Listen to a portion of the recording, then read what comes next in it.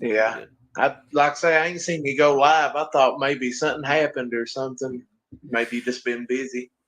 Busy, busy. Like I got a new job, and me and my fiance are planning to move. So it's like it's been in between all that, been in between working, in between going to the new city to find a new place, finding an apartment, figuring things out, stuff like that. And not only that, I started my master's degree program, so it's been like, yeah, it's been pretty busy. But other than that, it's been all right. How about you, man? Yeah, pretty good. Yeah. So it's like I say, it sounds like things are going pretty good for you. Yeah, yeah, they're not going too bad.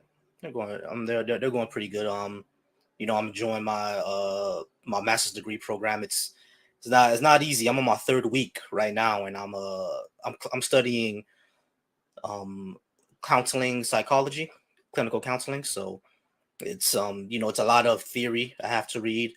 Um, they didn't even let me read Sigmund and Freud or anything like that. All right, they jumped straight into something else. I didn't even get to read Freud yet because they kind of expect you to already read Freud. So I think we will get into Nietzsche's a little later. But right now, it's been a lot of learning about attachment styles, learning about development theories, learning about all that. So that's what it's been. Sounds pretty interesting. Yeah. Hey, Chop, appreciate the follow. Yeah, remember to like this, y'all. Like this up so we can get more people in here, get more discussions, get more conversations. Let's get things going. But Tom, you say you been all right? Yeah, I've done pretty good. Like I say, I just hanging around. Like I say, I've done a little. I've done a little more studying, and Mm-hmm. like I say, I think I've just still just found more contradictions. So Mm-hmm. it is what it is. Found a little Yeah. bit more So contradictions. Yeah, yeah, but I mean, yeah, I think I was reading. Wait, what was it? no, I think with the thing that I do is I always encourage people to read, research, and come to your own conclusion. This is just the conclusion that I reached. I never try to convince anybody that you should reach the same conclusion that I reached. Right. Right, right. Yeah, because everybody's different. Everybody gets something different, Yeah, exactly, exactly. and Give me one yeah, second. Give me and 1 second, Thomas. okay. Bring up Henry. Bring up Henry here. Henry, how's it going? Good. How's it going? All right, man. Talk to me. Um, just a quick background. I'm still basically agnostic, but I've accepted Jesus as like the best way to lead my life. So Hmm. I guess I would describe myself as a Christian, but without all the garbage about judgment and hate and all that stuff. Hmm. Um, and I see that you say so are you atheist, meaning like you don't believe there's a God or anything like that? Right. Right now I'm an agnostic atheist. I'm not going to claim that there isn't absolutely isn't one because I don't know Uh-huh. the answer to that question, but I don't believe in one right now. Perfect. We're pretty much at the same place. I sort of use Jesus as my way to understand the world and live in it. Do you have something that allows you to do that, or do you just generally you don't have something that you can hang on to? Yeah, I have several. As a matter of fact, one thing that I necessarily that I do agree with is the principle of well-being, of humanism, of human well-being. I try to uplift human well-being as much as possible. So anything that diminishes human well-being, whether that's financially, physically, emotionally, etc. I view as immoral, and anything that uplift those things that and I view as moral. That's actually one of the reasons why like I'm pro-choice because I want to uplift the life and the well-being of the mother above the fetus, which I don't think is a full-fledged human being before 24 weeks. I also criticize the system of capitalism a lot because capitalism has a lot of abuses. I know that we can't transition to a whole nother system as of yet, but like we should be regulating it more often, et cetera, et cetera. So that's what I'm about.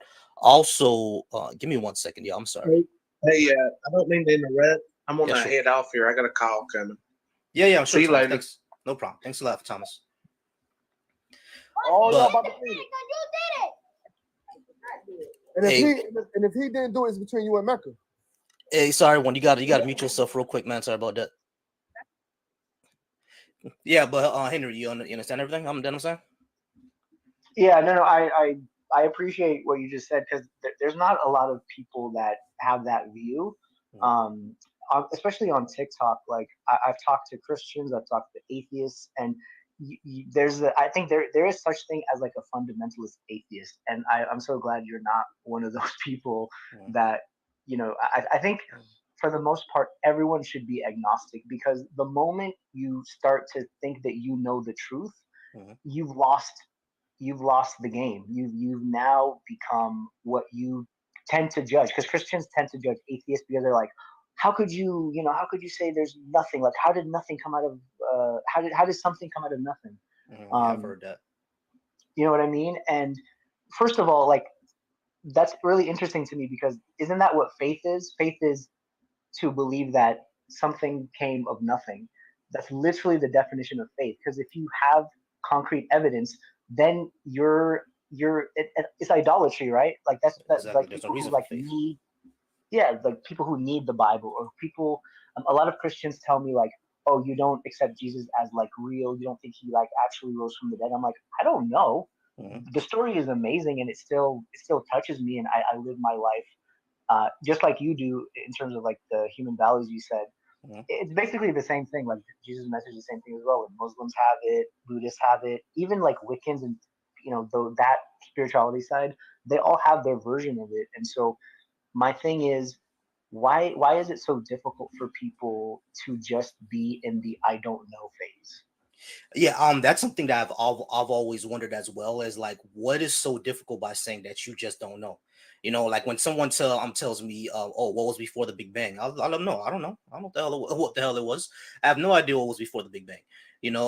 But that doesn't necessarily make your answer correct all of a sudden, And there are people who have different definitions of what they think God is. For example, I've ran into people that says, hey, this almighty thing in the sky or in another universe or outside of space and time is not what really God is. God is you. You're the one who places everything. You're the one who does everything and affects everything. Your consciousness affects this universe. So God is basically you.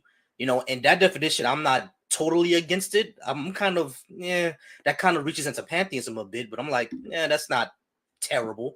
It's like, there's one thing I'm like, I don't believe I have powers, but there are people who would say, no, you don't have powers. God is just you.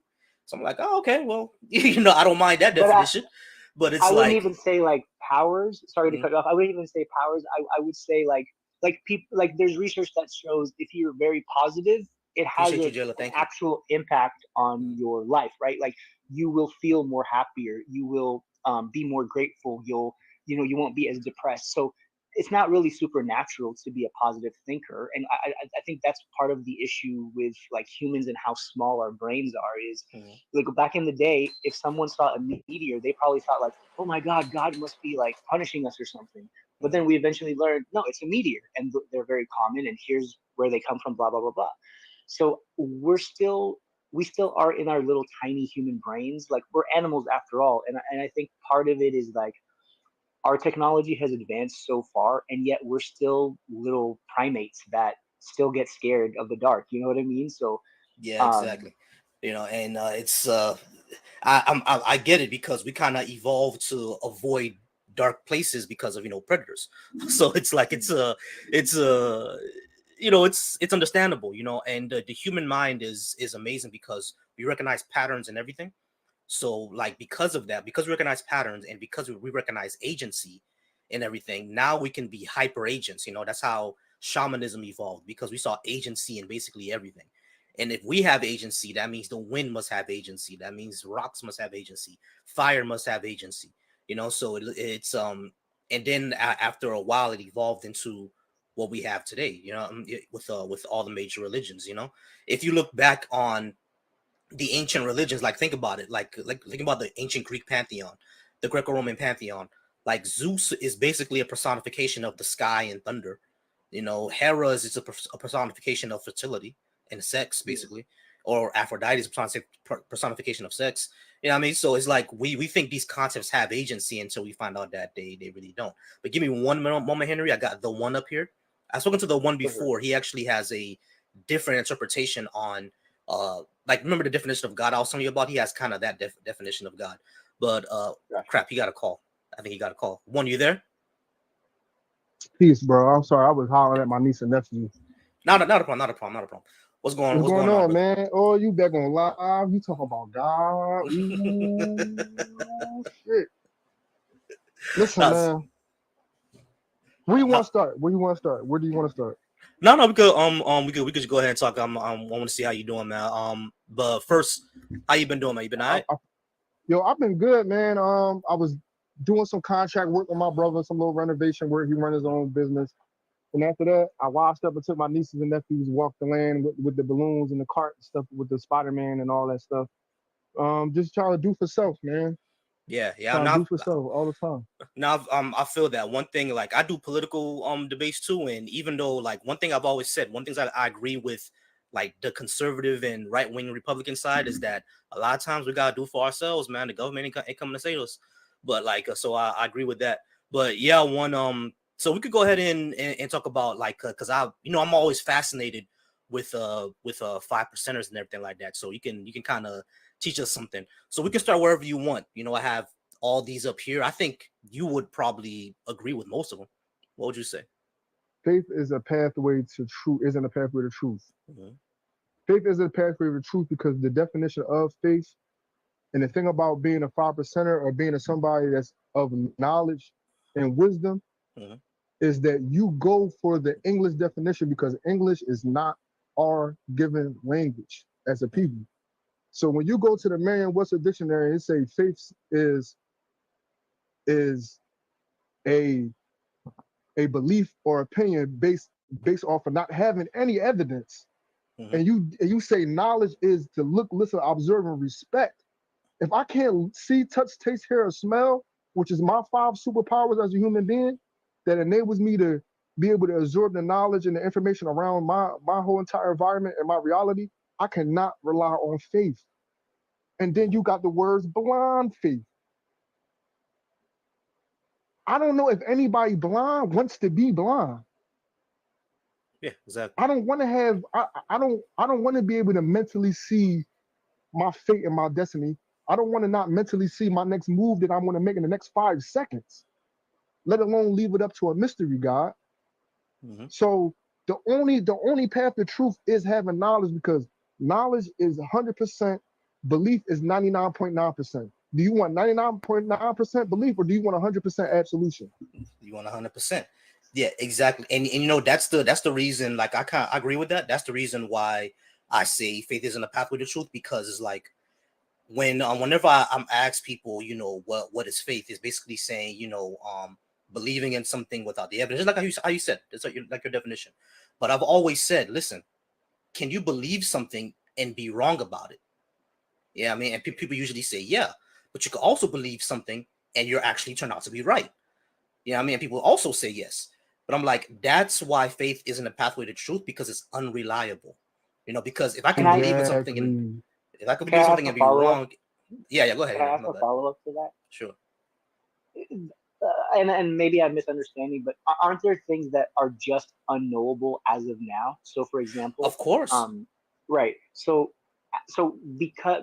why wouldn't faith then be a pathway towards a truth as of now, right? Based on everything that we know, why can't we then use faith to fill in that gap until we know better?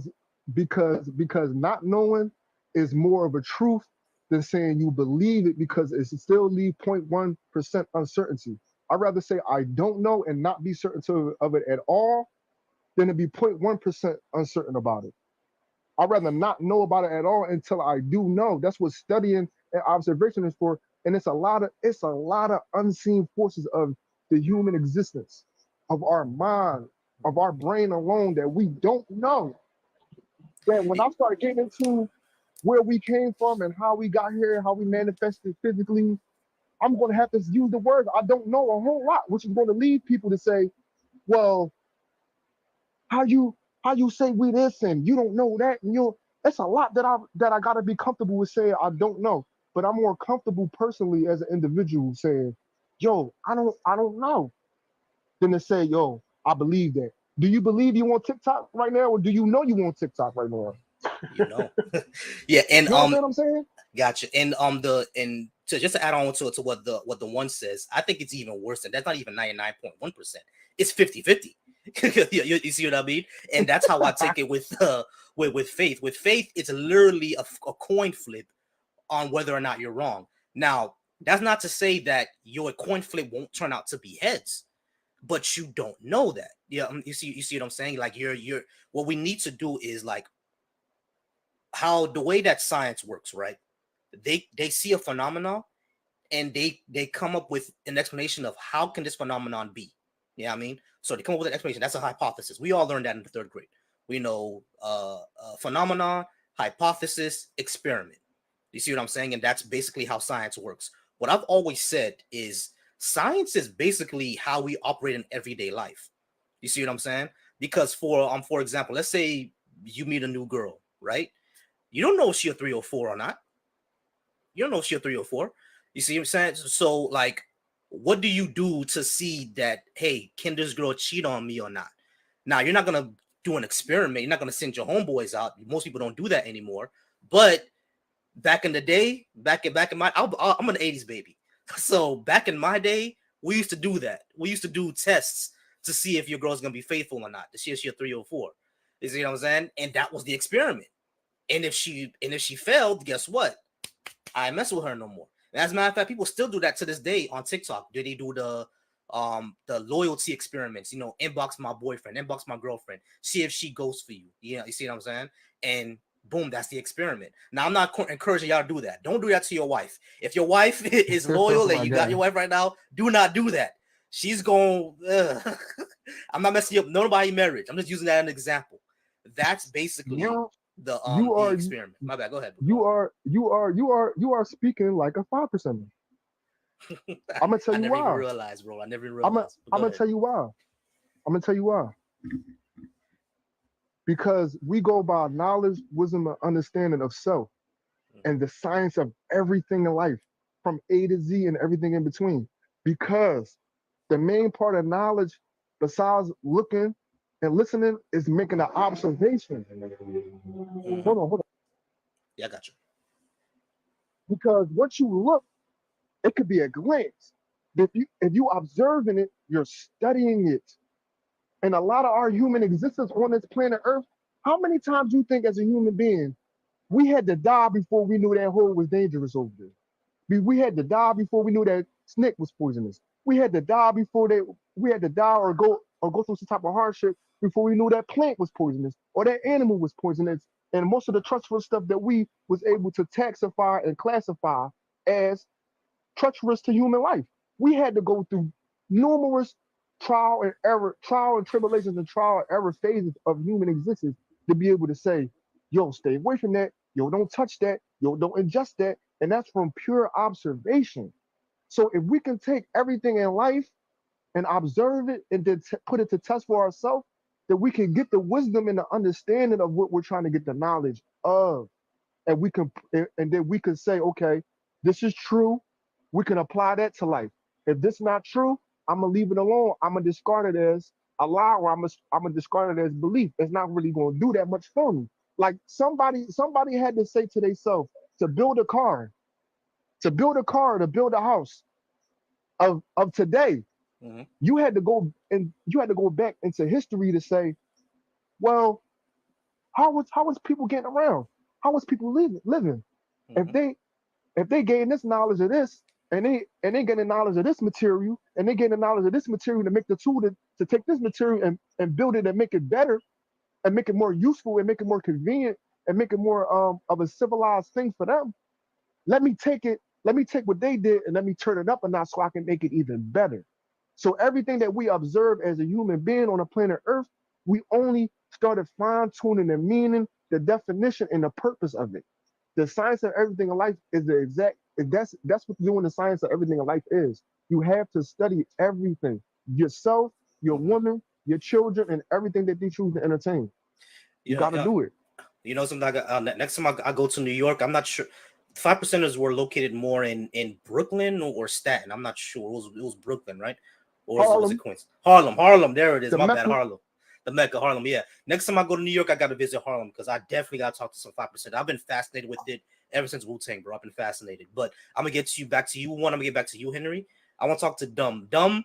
I'm not gonna call you that, man. Give me another name to call you Yeah. before you get me reported out here, bro. Yeah, so Yeah, this man, is you're my not dumb, bro. this is Come my on, man. I backup gotta plan. drop, but can I just ask a quick question before I drop? Okay. Yeah, sure. I'm gonna get to you, Dumb, and then I'm gonna Henry. Go ahead. I just the 5% is. Can you just do like a quick background on what that is? I haven't really heard of it. I was just curious. Oh yeah, sure. One, go ahead. Oh crap, he's not there. Okay. The 5%ers are basically they're not a religious group, but if you look them up, if you Google them, they're gonna say it's gonna say it's a religious group, but they're really not. Basically, it's a philosophy and a way of life. It was started by Black people in New York City, and there's not a lot of information I gave you because I don't know too much about it, but I've been fascinated. If you know who the Wu-Tang Clan is, the Wu-Tang Clan will give you a lot of information on who the 5%er is, and Wikipedia actually does a good job on what 5%er is. So check that out, and it will give you a lot more information because mine is gonna be either biased or incomplete. I think one could give you better information, but I think he's busy right now. He can't answer. But definitely read a wiki article about them, and they're pretty fascinating. They have an entire language onto themselves as well. Or just talk to me. I'm right here. Oh, there he is. There he is. One, go ahead. Give him a rundown. The 5% Nation is a split off of the Nation of Islam because of these facts. Master Fard Muhammad, if you ever heard of Master Fard taught Elijah Muhammad by using prophecies in the Bible that said Elijah, there would be one called Elijah that was going to become the final messenger. Master Fard's father was black. His mom was white. Okay? His dad understood that he had to create a son that was going to come in sinful flesh to condemn sinful flesh. We're talking about the white T-man. And we're going to leave it at that for now, and I'll explain later. So if anybody is in here Caucasian, please do not take offense, because the man that founded the 5% Nation said we got to teach all the human and the family of the planet Earth, black, yellow, red, and white. Black, brown, yellow, red, and white. So give me a second. Let's get back to that. But Mesfar had a white mom and a black father. Okay, his father paid for documents that stored under the Vatican. Plus, he had his son go around the world to the most prestigious colleges for 20 years of his life to be able to find his lost, found so-called uncle. The uncle that he talking about is the original black man here in the wilderness of North America. The one that was so-called traded from Africa through the translated slave trade, from the sub-Saharan slave trade all the way up here, and we was supposed to be called slaves, and we was really prisoners of war. I can get into all that too. But to make a long story short, Mesfar got the knowledge and the wisdom of the original black man being God over here in the wilderness of North America.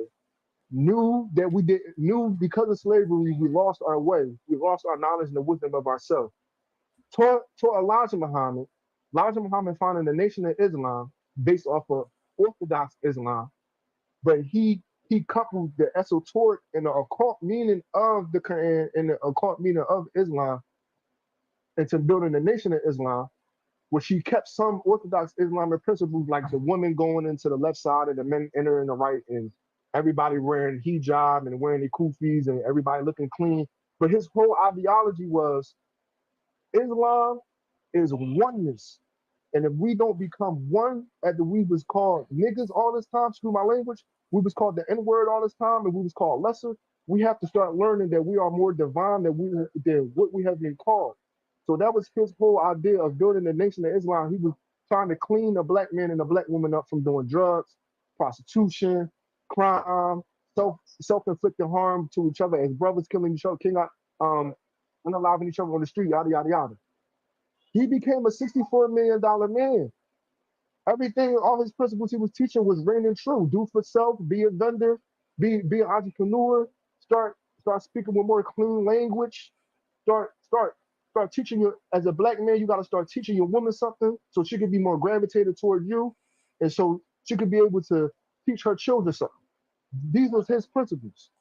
He learned these principles from a set of lessons called 120 degrees. 120 degrees. Excuse my background. No problem. He- I'm sorry had a when whole- yeah, I'm had a sorry when setup- this.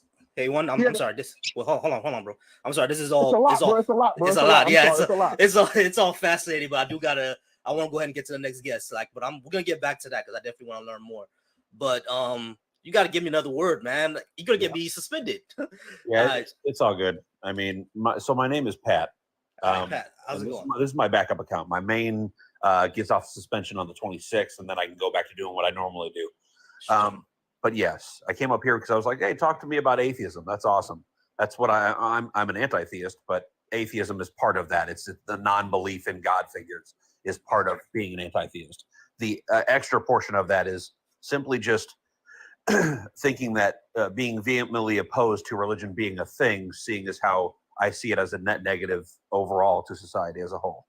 But that's the only addition to not believing in God figures, right? Gotcha. So I'm wondering what would you like to discuss with me, since I heard what's going on in the room. Yeah, I usually discuss with people who are religious, but I think they'd be afraid to come on onto one of these. People usually come on to the ones where they're a lot more offensive. you know what those ones are. But yeah, here's the thing about being an anti-theist. I've always said that I'm not an anti-theist because I've always kind of felt that religion would kind of always be around one way or another, but it needs to be reformed into what would I say? You see, well, even Buddhism right now can be extreme. I don't know if you know what's going on in Myanmar, but even Buddhism can be very extreme. But I think it should be, if religion were to exist in this world, it should be more regulated to how people operate in, like, fans of like Harry Potter, stuff like that, or fans of like Star Wars and Star Trek. You see how they have those like fan clubs, and they have cosplay, and they have conventions and all that good stuff. If religion were organized more like that, then I don't think it would be a problem. You see what I'm saying? But like it is. It's called cosplaying and going to temple and mosque and church. Like, yeah. That's essentially what they're doing already. But yes, I get what you mean. You're trying to take away a lot of the seriousness that can create right some fanatic behavior. right exactly. Yeah. I mean, so when you say anti-theist, Alex, like tell me what you mean by that. Would you make a religion like illegal, or like how? What do you mean? oh no, well, I don't have a hand in that. I mean, I don't. I'm unable to have a hand in any of that. But as far as what an anti-theist is, it's just a person who doesn't believe in God figures, like an atheist. The term atheist. But then the addition is that I would be opposed. I'm opposed to the idea of religion existing because I think it does net negative. It's a net negative and does a lot of harm to society overall. So for me, I'm just opposed to the idea of it existing. Not to say that it won't keep existing, because I'm not, ignorant. I know that it will in some way, shape, or fashion. But the fact that it still does shows society's, the emotional like crutch grip that it has on society. Gotcha. Okay, I got you. I guess I could understand that, because I think when a lot of people hear anti-theist, they thinking, oh, let's make Christianity and Islam illegal. And I'm like, I don't think they want that. I think they more want religion to be a part where it's not part of the human experience anymore. Even though I think the way that we evolved, human are like hyper agency detectors. So the way that we evolved, I think even if in 100,000 years, if we settle on Mars, we're probably gonna see, religion based on the two moons of Mars, basically. Yeah, you see what I mean? So it's like that's why I'm like, it probably always exists. But I do agree with you. We should get to a point where the fanaticism and what we see basically today is not part of the human experience anymore. It's more of, like K-Dot said, like Jesus Con, where we cosplaying this stuff, or like how we see with the pagan religions now. How we can oh yeah, Son of Zeus just came out on Netflix. Like I watched season 2 of Son of Zeus. But yeah, how we see, Son of Zeus on Netflix, or God of War, the video game, where it's like stuff like that. It's not such a fanaticism, because right now, if they were to make, God of the desert based off Jesus, it's gonna it's gonna be a problem. If they were to make God of Mecca and it's based off Muhammad, someone could get bombed for that. You know what I mean? Like, that's what fanaticism is. What we don't need. You see what I mean? Well, yeah, I do, but I also think that, unfortunately, the idea that it's just tapered down, I think that just tapering it down eventually, or tapering down expectations of society, unfortunately, that also deals with lack of education about other, like, verifiable things.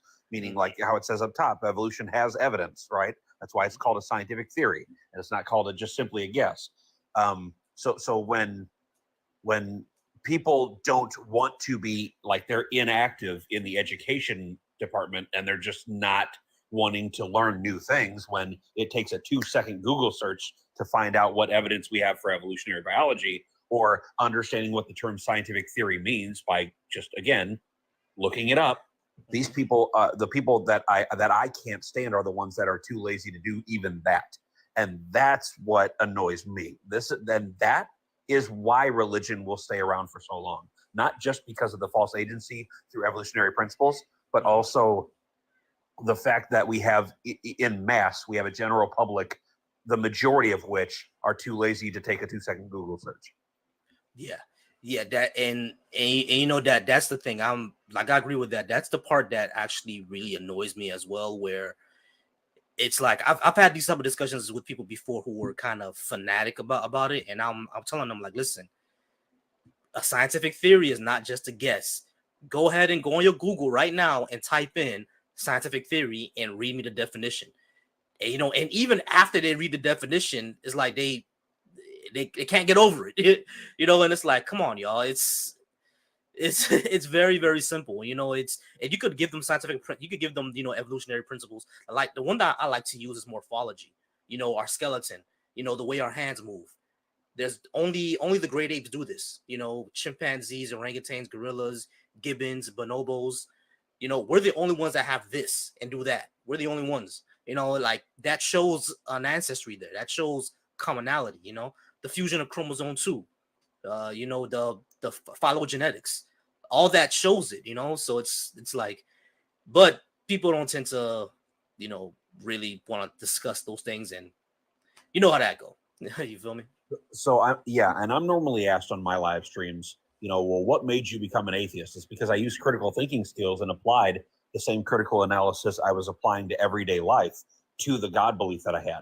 So once you do that, then you have to you require answers. You don't require just, well, if I can't figure it out, God did it, like a God of the gaps. You now have to require answers that are verifiable. And if you can't verify things like claims in the Bible or the Quran or the Torah or other religious texts of the past, once you start looking at them in detail, you're like, oh, these are clearly mythologies and just made up stories. Like, they're clearly just mythologies. Like, but it's when people make their ideology their identity, and that's what happens in religions today, and it has happened for a long time now.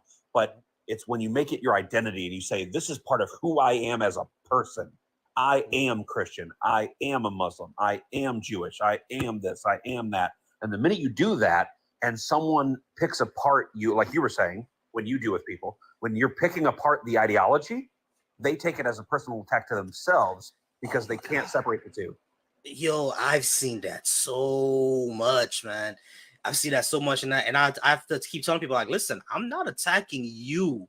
All right, I'm questioning what you believe. Like, your opinion and who you are two separate things. You know what I mean? Your beliefs are things that you come around with, like you hang around with you, and those can change.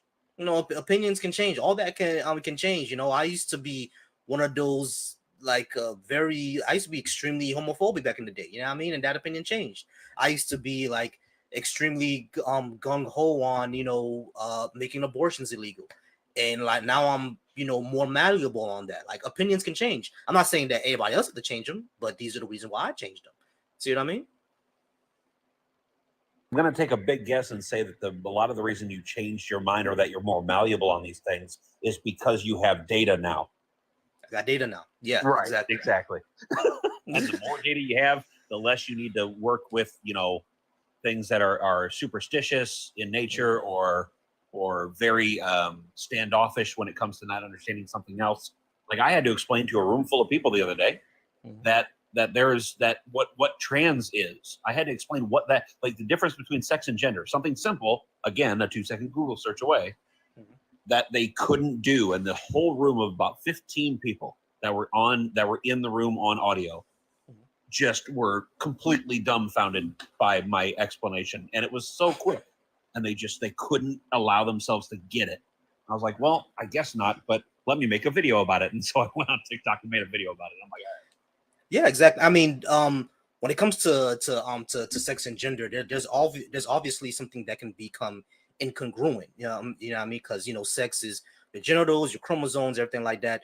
But then when you look at gender, like almost any chemist or biologist or neurologist, almost any of them will tell you, like, yeah, there's a neurochemical component to this, and because our bodies are neurochemistry, something's going to become incongruent. That's going to happen. That's what transgender is. Yeah, you feel what I'm saying? And that's when I learned that. That's when I realized, okay, so this may not be an issue where someone is choosing that someone is choosing that. Maybe that they're just that way and that's it. You know what I mean? And I would always say, like, one thing I've always said about the trans issue is that even if they choose it, is there actually harm being caused?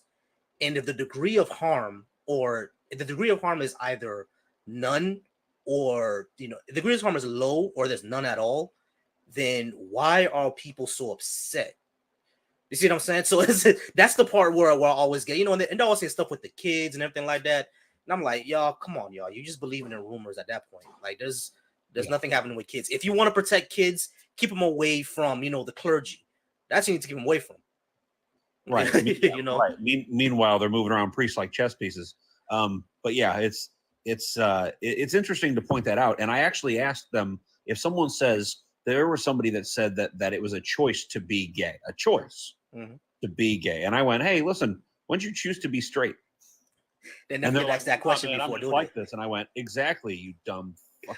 Like, exactly, because of your brain chemistry and how your brain chemistry is when you're born, and to the age of 3, when that develops in a certain way, it'll either be one of the things like, bi, straight, gay, whatever. You have that. Also comes with the neurochemistry comes things like the rest of the LGBTQ type of community comes from that. It's still brain chemistry. And I think that when people understand that more, it becomes less of this, oh no, it's so unknown and I'm so afraid of the unknown. And I tell people all the time, just because it's unknown to you currently doesn't mean you can't learn. Also, don't be afraid of something and you're saying you don't like it simply because you're like, well, I wouldn't participate in that. Well, cool, that's you. Cool. Yeah, you wouldn't participate in it because your brain chemistry is different. So clearly you wouldn't. You don't have a choice, you person. I'm sorry. I'm trying to watch my language. I know. I got you. Oh, one second. I'm sorry, Pat. John Michael, if you want to come up, go ahead and request and you could come up. But by the way, John Michael is completely and utterly incorrect.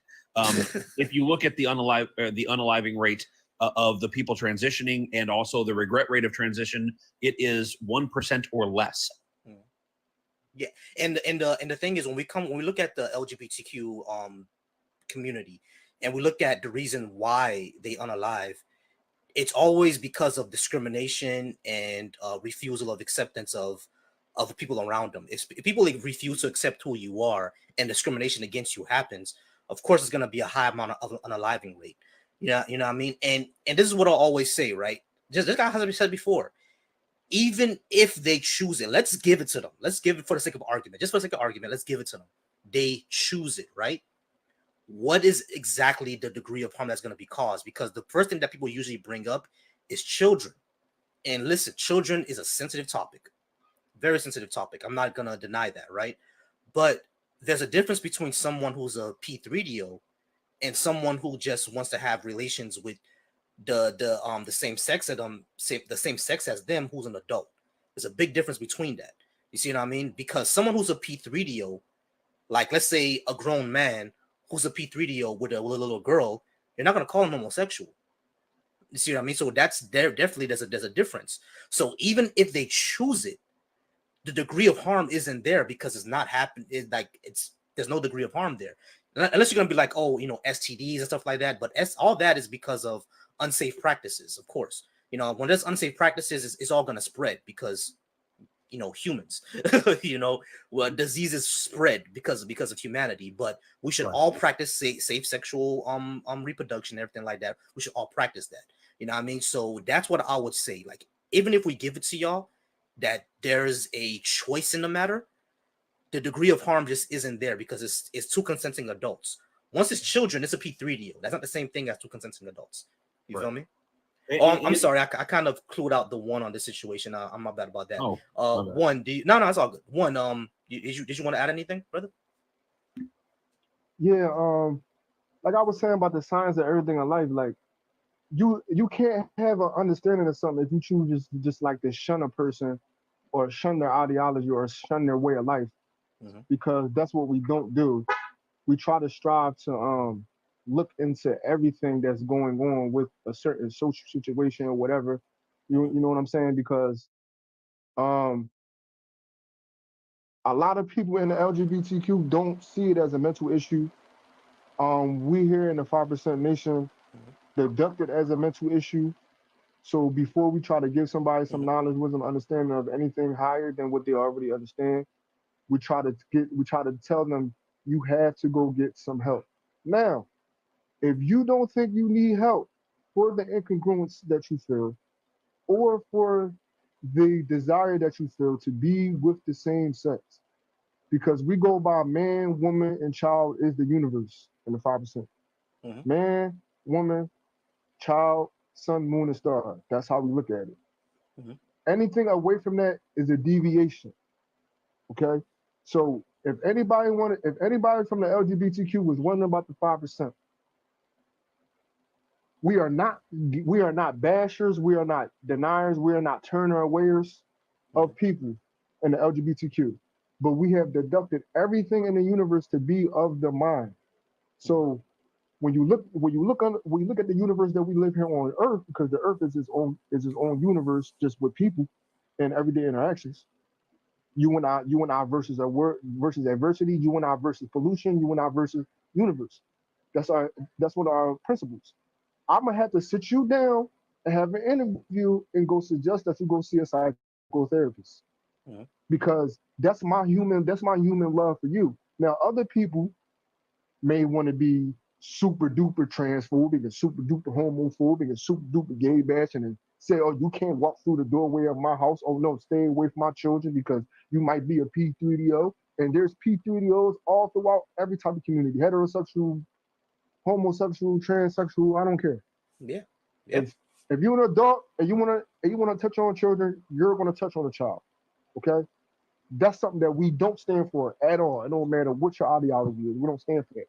But if you want some knowledge about the universe, some higher understanding about yourself as a human being, and you say to me, well, brother, can you help me out, man? Because I don't know why I like men, but I just like men. And you can't stand for me to tell you, well, brother, the universe is everything. It's the sun, moon, and stars, and everything includes you being a man and you being with a woman and you having children and being able to pass the knowledge on to your children.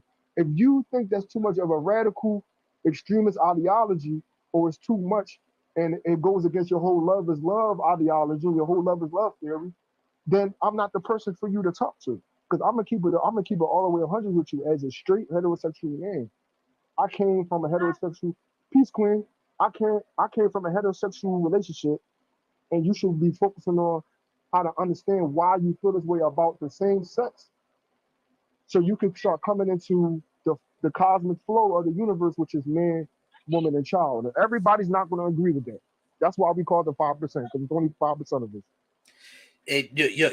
You know something? Like, even if I don't really agree with the stance that it's a mental thing. The fact that you say, you know what, I'm not gonna hate you. This is what I believe. if that's not for you, it's not for you.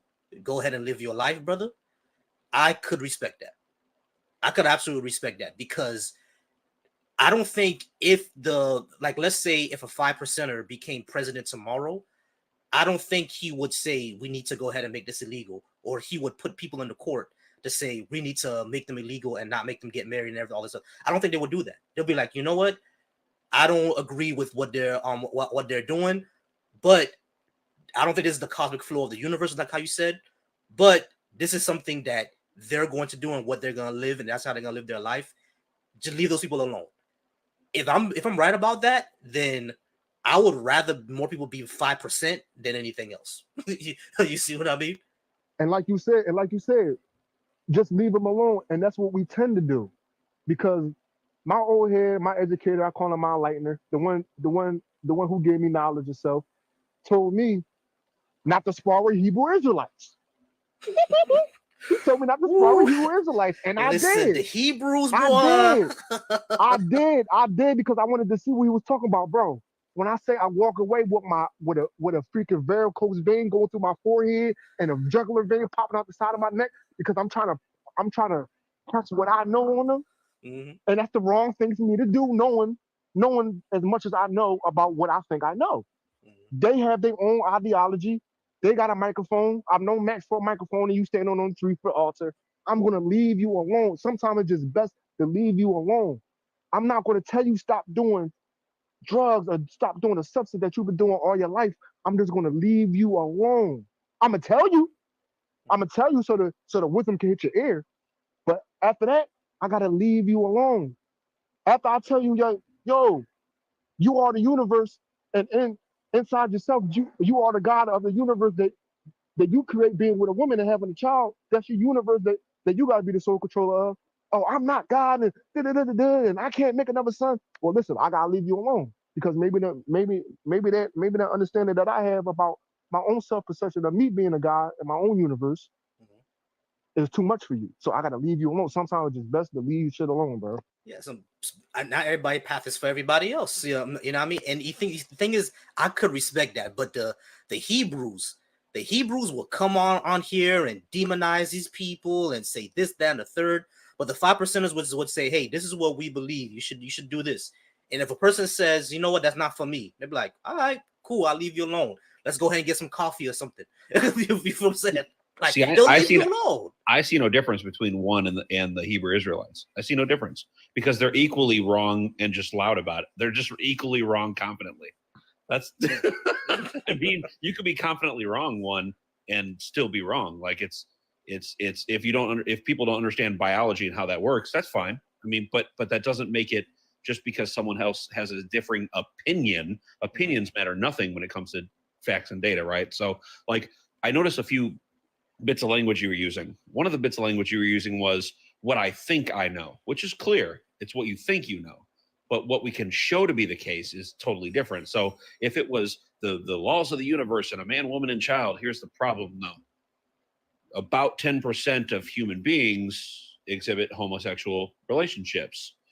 About 10% of humans. And if you look around the animal kingdom, you will find that many, many, many, many, many other animals exhibit also a 10% of homosexual relationships, but especially sheep and rams as well. But physically and biologically, I was almost finished. Physically, one at a time. One at a time. No, he's going to say something incorrect, and I'm going to have to correct it again. Yeah, so one at a time. But physically and biologically, how did these creatures get here to be able to start behaving homosexual? They came here through a heterosexual act. So the 10% do not trump the other 90%. Yeah, of course. I don't think he's saying that. I think I'm not saying that at all. I'm saying right. The reality of the situation is you can't defeat biology. Just simply because you think you know better than biology doesn't mean that you actually know biology. So 10% clip in most animal species, including humans, is where homosexual behavior happens, the same way that you biologically or mentally, neuroscience-wise, are attracted to females. Is the same way that a male or a female would look at the same sex when they are homosexual. It's the same way. It's just because it's neuroscience. It's just your brain. And that's why I said, since it come down to neuroscience, since it come down to neurology, it come down to psychiatry, and it come down to psychology, it's going to come down to the mind altogether. I'd rather sit somebody down and ask them, what do they think about themselves, and how do they feel about themselves, and how can we get down to the bottom of why you feel this way and why you think like this. I'm gonna get down to the bottom of it. If you don't want to get down to the bottom of it, if you think there's nothing to get down to the bottom to, I'm gonna leave you alone. Right. Yeah, I mean, it'd be the same as if they asked you why, let's sit you down and talk to you why you're straight. It'd be the same thing because you wouldn't have a real answer. You're just like, I just am, and we procreate, and that'd be your silly like 2-second answer. But they'd move on from you easily. People that are heterosexual deal with mental problems that don't have nothing to do with an incongruency in their sex, between their sex and gender, and dealing and having desires and sexual purposes for the same sex. You got people that deal with OCD. You got people who deal with ADD, ADHD, anxiety, depression. So they got to go talk to a therapist about that. But you're treating homosexuality as if it's like ADD or bipolar disorder, like a That's where you pathology, get it wrong. right? So what they're saying, I'm treating it as a mental thing. right. So And I'm that's treating it where as you a get mental wrong. disorder. right. So right. But that's what we're saying. What we're saying is that when it comes to like things like homosexuality, is not actually a mental disorder, because we do see it within the animal kingdom. Like 10% of animals exhibited, 10% of humans exhibited. So this is something that happens within organisms, basically within living organisms. There's something that actually happens. Now, the reason why it happens, could be neurochemistry or something like that. Now, if you say that if it's because of humans, it happens because of, a mental issue in the mind, we will have to go ahead and do research to see if that's actually true. They used to believe that. Now, what your says, they used to believe that, but when they actually did the research, they saw that, hey, this is not something that is a mental thing. This is something that's chemical. They're literally just this Hence way. why- There's no help. Hence why homosexuality and transgender and all the homosexuality is not in the DSM. If it Right. was, it would be considered a mental illness of sorts or a psychological deterrent in their brains. And if it was, it would be in the DSM. The fact that it's not anymore because people actually took the time to learn how that forms, in the same way that it forms for straight, males or straight couples or straight people, is the same way it forms for people that are homosexual, just in that other way where they're not attracted to the same sex. So again, if we're going to say it's some mental disorder, then you're calling 10% of rams, like with sheep, you're calling 10% of rams having a mental disorder that they only mate exclusively with other rams.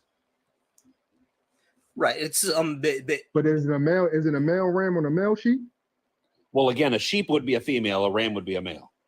right. So okay. rams. Yeah. Like Yeah. for example, I forgot that. no problem. Sheep is a female. Sheep is a female ram. Ram is the male. Yeah. So Oh shit.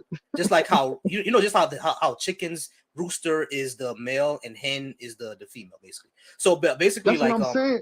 right. That's So what like I'm saying. Like, that's what I'm saying. Like, where is it not a mental disorder if it's a chemical imbalance, and where does a chemical imbalance start at if not in the brain? And that's your problem, is you think it's a chemical imbalance, and that's not how biology works. So, right, it's not really an imbalance. It's basically just how the brain formed. It's just there. Like a chemical imbalance would be something like schizophrenia, where it's actually affecting their view of reality. You know what I'm saying? But like something like homosexuality is literally just how the brain formed, how it mapped onto a human being, and they have attraction for the same sex. That's really all it is. Like they have no issues with hearing voices. They have no issues with not determining what reality is. You see what I mean? Like, for example, the reason why they thought that homosexuals was a mental disorder, because they thought that they couldn't determine what reality actually is, which is how you determine a lot of mental disorders. Not all of them, but a lot of them. So when they saw that they actually could determine what reality is, they were like, okay, this cannot be something that's a delusion or something like that, because they can actually determine reality better than a straight person who has schizophrenia. You see what I'm saying? That's just an example that I'm using. That's one of the experiments that they use to say that, okay, this may not be a mental disorder type of thing. You see what I mean? Now, there are chemicals imbalances that do exist. For example, people who have like anxiety, they could have a chemical imbalance but that affects their reality because the chemical imbalance is telling them that there's danger around the corner, or it's always telling them to be anxious about something, So there could be, something that's affecting their reality. But homosexuals, really nothing affects their reality other than a dude likes another dude and a woman likes another woman. That's really it. This is you see what I'm saying? One. So that's why people say there's not really a mental disorder. I don't know how the 5%ers look at it though. You've already kind of explained it a little bit, but yeah, that's how, like, outside of that, within the psychoanalysis, that's how they look at it. It's not really a mental disorder. Just like the same dudes for whatever reason, their minds work that way. See what I mean? We leave it as effective reality that we just leave the whole thing alone, man. We just Yeah, leave it I got you. man. No, Because I it's too got much, you. It's all good. because it's a lot of things that we still theorize, and we trying to make sense of, especially the whole homosexual LGBTQ thing. It's like something that we just choose to leave alone because it's such a sensitive, controversial topic to say anything other than what you guys have stated. You know what I'm saying? I try to make sense. I try to make sense of things the best way I can. If it don't make sense to a lot of people, then we just gotta agree to disagree. Just leave it alone. Right, I got you. But like the thing is, I know people are gonna disagree with me on this, but the thing is, the reason why I don't mind the one stance that much is because, like, it's not even though if it's based on something that's not factual, that I think is not factual, he doesn't actually hate anyone. People like Hebrews and evangelical Christians and all these transphobes like Matt Walsh that we see online, they literally hate these people and don't want them to exist. You know what I mean? The one thinks that there's something wrong there, but he doesn't actually go out his way to think that they shouldn't exist. But he's one step away. I mean, let's be honest. And I'm not. You're one step away from tell being. you that I don't know what's Hebrew wrong. Israelite. I don't know. I really don't know what's wrong. I don't know if it's wrong or right. I know. I really don't know. I knew, but it's so many different like theories and speculations and suspicions. You know what a about theory it. is? You know what I'm saying? He's using theory in a colloquial term, just in case you I understood. I wanted to make sure because scientifically speaking, we understand brain chemistry and how that interacts and what biology is for a person who is heterosexual or straight or homosexual, right? Or bisexual, right? Like we know that now in science. So it's not a up for grabs guess anymore, but simply because people are saying, hey, listen, I want to have my own opinions on it. Cool, you can have opinions, but if your opinion isn't backed by actual counter data and it's just your feeling on a matter, then no, I would say be careful who you speak to, because people don't now have to respect your opinion at all, only because you're not backing it up in any way. You're just saying, I feel this way. Yeah. And I'll tell you the truth. If there's one day where the 5% nation says, hey, people who are trans or homosexual, they should, not exist in society anymore, and this, that, and the third, I'll be completely against it. Just that. But the way he's explaining it, from what I can tell, they don't really understand it. You know what I'm saying? But they don't say that these people shouldn't exist anymore. You feel me? The moment they cross over that line, Pat, I would agree with you. I'm not gonna be for that. But from what he's saying, hey, I don't get this. This is what I've always been taught. What you guys are saying about making sense of it, I'm just gonna leave it alone. I could respect that part. But again, host, really listen to what he is saying.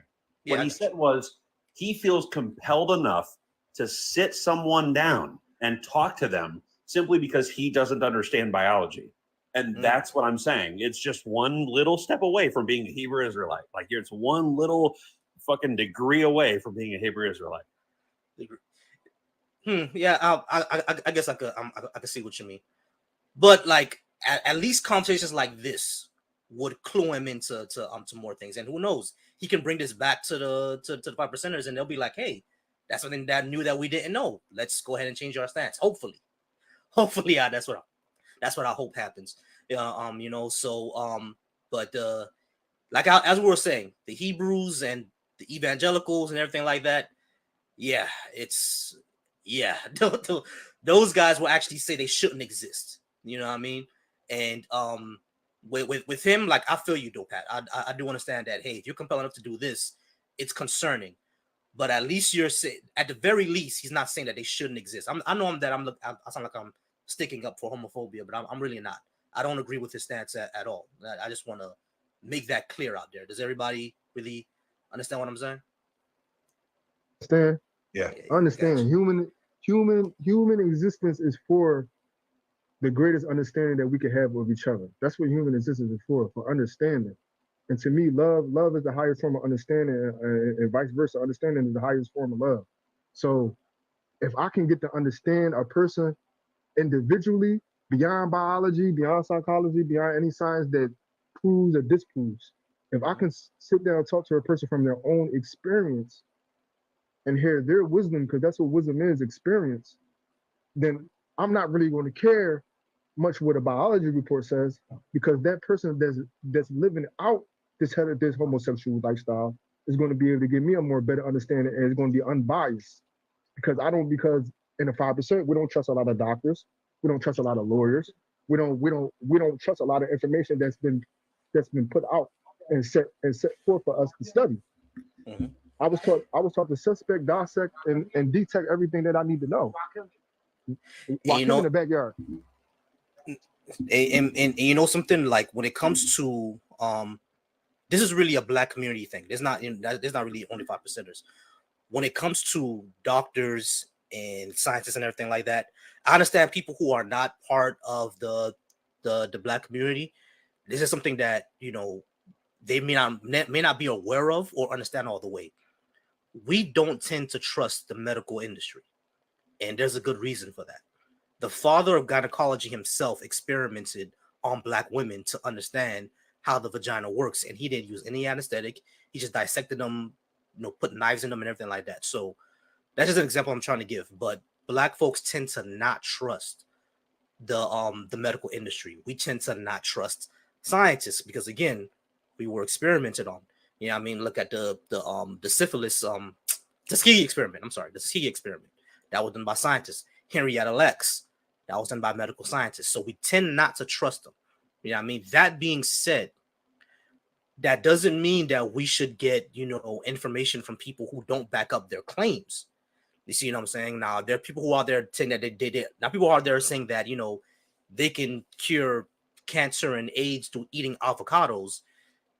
I think that's some bullshit. You know, you didn't prove your claim. But I do understand why people do not trust the medical industry. Can you really get that, Pat? Well, of course. I mean, I understood what you're saying. I get why you prefaced by saying some people don't understand. I get it, and I don't blame you. But yeah, no, I do get it. I get where it stems from and where it starts at. Mm-hmm. The difference is, being from the field myself in physics, having a lot of my colleagues who weren't just white people, as colleagues who took the time to get the education to go get into that field, to be able to do experiments that they were going to report in scientific journals, that they were going to get peer reviewed. Like, I've worked with people before that have done this, where even the rest of the Black community looks even at those Black scientists and go, man, I don't trust your stuff. It's like, dude, yeah, he's an educated PhD physicist who took, you know, years out of his life to go learn how particle physics works. And you're just like, man, I don't trust it. It's because you're not educated enough to understand the data that's coming out of the experiment. That's all it is. Like, I'm sorry to interrupt you, Pat. Yeah, I'm sorry to interrupt you, Pat. Did you say you're a physicist or a medical scientist? Physicist. You're a physicist. Oh yeah, I definitely want to follow you because there's a lot I want to learn. Yeah, well, I'm sorry. Go ahead. Yes. So when we speak about things, yes, I do understand though. I do understand the distrust of doctors. Of the medical field. I do understand that 100%. But what it seems to be is that a lot of the Black community has turned that distrust of the medical field onto distrust of everything else. Everything else. Right. And they just like blanket sweep do it. And so when it comes to things like physics, biology, chemistry, things that we've taken years to understand how things work, and plenty of laboratories have colleagues that are just multi-ranging and not just, you know, white people sitting around in desk chairs. It does become more of you're distrusting your own community simply because they know how to do the experiments that you don't know how to do. Right. And that's where it becomes a little messed up. you know what it's connecting to? It's connecting more into like Western science, because like I said, Western science has been used to oppress us as well. You know, I'm pretty sure you heard of scientific racism and stuff like that. So I think that's where a lot of that comes from as well. You know what I mean? And of course, religion. I grew up in a black church, obviously. So of course we heard a lot about, you know, evolution is a lie, the Big Bang didn't happen, the Jesus said this, that, and the third. So a lot of religion goes into it, but if it's not religion, it's more of Western society as a whole not really being trusted like that. You see what I'm saying? But like, hopefully that's changing, because as we've been saying, as what I point out to people, listen, all of us operate the way that scientists usually see, like says, like we see a phenomenon, and if someone tells us something, we're not just gonna believe it because they tell us it. We need to back up what you're saying. You know, we don't always believe something. Like if I were to come to you and say, hey, I have $1 million in my back pocket, you're not just gonna believe me because I said so. I need to prove that to you. You see what I'm saying? And that's basically what science is. It's basically saying that, hey, we see this phenomenon, this person claimed that, but they have nothing to back that up. So we need to look for the actual evidence for that. You know, now I speak about this all the time with, you know, fellow black people who don't understand all this stuff or don't believe that type of stuff. But I think that's where it stems from, the distrust of Western society, because it was used to oppress us as well. That makes sense? Oh, absolutely. I mean, 100%. It makes sense. And I just think that it's difficult because people will come in, no matter what ethnicity they are, they'll come into my live streams and just tell me all kinds of bullshit. And I'm like, listen, man, we can actually disprove this in real time, and here's how. And it's just like, oh, I don't want to hear all your lies. And it's like, well, then why the hell did you come up on my live stream? Because honestly, if you don't want to learn anything, then you came up here to BS. And so I don't need that either. So if someone wants to learn, I always tell them, listen, if you want me to go live, I have my Celestron 8SE telescope at home. I can go live with that. If you want me to go live and we can talk about and break down quantum physics for you, that's fine. We can do that. And we can explain it to you. But like quantum physics is something that I definitely want to get into, because I had someone on a live probably like a month ago where he wanted to know, oh, where did the data come from? I'm like, listen, you're using data in a way that we use it colloquially. That's not the way scientists use data. But anyway, like that's something completely different. I definitely want to learn quantum physics from you, but we do got John Michael up here. He was disagreeing a bit in the comments. John Michael, what you got for me? Any of these points that you want to discuss? Yeah, I was just one of the things that I'm not a scientist, so I don't really know. I kind of think when I learned about science in high school, I learned a very little bit about it. But like, was I misinformed, or am I confused on how science works? Does, like, during the scientific theory process, when it comes down to percentages, like, do scientists take any consideration in like abnormalities or like anything that's out of the realm of like a general consensus, like or do they kind of just pass those off, or do they kind of put those away? And no, I think they take that into consideration, if I'm not mistaken. Pat, you would know better than me. Yeah. So during the scientific theory process, for something to become scientific theory, in between, yes, if there's something that goes against consensus, but consensus is only arrived at because of data production. It's not some people in a room guessing around and going, hey, we all came to a consensus, let's tell everybody else. It was because of the data production and the fact that the data was produced the same kind of way multiple times. Then when a data is produced a separate way, we'll say, okay, what did you do and get this other data set? What was the experiment you ran? What other variables did you introduce? So we start asking questions to suss out whether or not it's just they made a wrong like correction by mistake, or if they're actually finding new data that we need to look into next. Like, so yes, they absolutely do consider anomalies and margin of error for sure. okay, Pause for 1 second. Pause for 1 second. I'm sorry, y'all. We do have 20 people in here. We have 5.8K likes. I do appreciate everybody being in here. Please run them likes up. Please keep liking. Please keep sharing, and gift the panel if you would like. My bad, Michael. Go ahead. no, that's all right. That's all right. Cool. But like when it comes to the abnormalities or anything that falls within that error section, does it have any power behind it as to like it might push changing of the minds of the data, or is it still just kind of like it's such a small percentage that like it still just really is just considered an abnormality? Well, it depends on if it's in the margin of error. So if they given like if you're giving a 2.5 to 3% margin of error either way shift for the experiment, then as you're running it, if the abnormalities show up within that 3% margin of error, but if they're greater than that and it's consistently showing up, then it's something to really consider. It's normally written off easier if it's within the margin of error because you're showing that as a variable, not necessarily as like the rule. That's the exception to the rule on the side. Okay, because I was just like, I was kind of applying this in my own opinion and in my own thoughts as to, it seems to me, anyways, in my opinion, that recently, like scientists are starting to consider smaller percentages of any kind of a situation or certainty that it's going to carry a lot of weight and it's going to change their idea of what they're thinking about. And I was just like, well, should they really be doing that? If it's the percentage is that small, then why is it going to be even considered to be normalized? Give me an example. Yeah, give me an example of what you mean. Like, we're not sure what you mean. Well, I mean, like, because it's going to fall really, really close to the line of being disrespectful, and I really don't want it to be. But like, the percentage of the population is homosexual, but it's only like 10%. So to me, that percentage is too small for it to be really considered, maybe we should normalize it. Maybe we should be putting a lot of emphasis behind it. Just because the percentage is that small, But the difference is, John, is that the percentage is wide ranging among the animal kingdom itself, including Homo sapiens, including humans. So it's not just roughly 10% in humans, it's 10% in humans, in sheep, in squirrels, it's 10% roughly in dogs. Like you can find this in other animals. So it's not just humans. So when you find the 10% clip, but you find it over thousands and thousands of different examples, that's when it becomes consistent. And then you're like, oh shit. So it must be roughly a 10% clip among this animal species and population.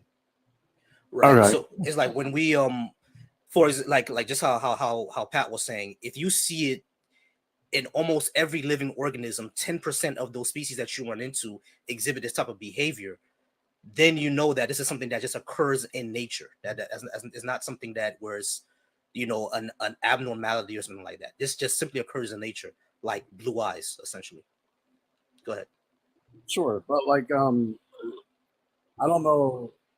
It's really hard for me to try to convey like in words. I'm having a difficulty in doing that, but if it's still only 10% though, then like, should we consider the 10% to be added into being a normalized thing? Or we're a society, so shouldn't the normal thing still be the higher percentage? Should it be the 90%? No. When you say normal, what do you? Oh, my bad, Pat. Go ahead. Sorry, no, he meant like more accepted. The difference is both are accepted because both are a reality. 10% clip of most animal species exhibit homosexual behavior. That means 90% clip do not. Right? So again, but that's wide ranging again. So they're both normal. That's just equaling 100%. So you're taking 100% data and going roughly 10% of all these species exhibit homosexual behavior, 90% do not, right? And that's just a fact. That is an observed, measured fact. And so from that saying, well, what's more normal? It's like, it's not more normal. It's saying that the reality is that it's all normal and that a 10% clip of most animal species exhibit homosexual behavior. Just like you would say, well, only a percentage of the world population is atheist or non-believers, right? Does that mean that being an atheist isn't normal because it's a smaller percentage? No, of course not. It's just saying that the people whose brains work this way are the ones that are not convinced of God concepts. And that number is actually growing percentage-wise year after year after year around the world. So clearly something's going on where it's actually increasing over time of non-believers. So just because they're still not the 51%, right? They're not the majority, doesn't mean that they're not normal. Right. And John, let me ask you another question. For example, you see the flag on my profile, right? My parents are from Haiti. I'm Haitian. So Haiti is about 0.001% of the entire world population of humans. Am I normal? Yeah. Exactly. Let me change the word normal, because even I'm kind of thinking that like using the word normal is kind of being very rude, and a lot of people might take offense to that. I don't know really what to change it to, but like I'm just sitting here just now thinking about it, and that word might be upsetting some people. I'm not trying to say that there isn't anybody that's not normal. That was a bad word to choose for that. Yeah, that's what I was trying to clear it up. When you say normal, like what do you actually mean? You know what I mean? Because my degree's in political science. So when I hear normal, what I usually hear is basically accepted in socially in society, whether this behavior should be accepted as as society moves forward, right? There are some behaviors we don't accept. For example, in our society, everybody wears clothes. If I were to walk into Walmart naked, we won't accept that because that behavior is not accepted in our society. We wear clothes in our society. Now, in another society, which is a nudist society, they don't wear clothes. So if someone walks around naked, it's not a big deal. In our society, we do. So when I hear should this be normal, I'm hearing should we accept this as part of our society? Is that what you mean when you say normal? Yeah, and that's exactly what my definition would have been for it. Gotcha. It would Okay. not be the definition of being disrespectful or trying to say that somebody is less than somebody else. Gotcha. So yeah, yes, it should be accepted in our society because it's a natural human phenomenon or natural phenomenon of living organisms, just like how Pat explained earlier. 10% of almost every species that we've interacted with, from insects all the way to humans, exhibit this behavior. So it's a natural part of organism phenomenon. We don't know why homosexuality happened. We don't know why it happened. We don't know why 100% of human beings or all living organisms weren't all straight. We don't know why that happened. All we know is this is the case. Well, we know evolutionarily why it likely happened. Oh, we do? Oh, tell me. I didn't know. Go ahead. So Tell me. likely why it happens evolutionarily is because it's an act of population control. I was thinking that. I was always thinking that, but I didn't know that was a thing. Rams and sheep. Rams and sheep, that they get together, and that can be massive population of rams and sheep, right? Yes. So to help with population control, and at the time when they were on different islands and different areas, they're going to only take up a finite amount of space that they have to deal with, right? So they can't just keep always branching off and branching off and branching off. So a way of evolutionary population control is homosexuality, is simply just that being a part of nature, so that the population doesn't get overpopulated. And even though we as humans are kind of on the brink of that a bit, we still have not necessarily overpopulated the planet, as some people would have you believe. And I think a lot of that has to do actually with the fact that we have about 10% clip of homosexuality in our species. But we're not overpopulated. We're densely populated and too heavy populated in areas where we cannot capitalize on gaining any land to be able to spread out. Correct. The overpopulation is an illusion to me.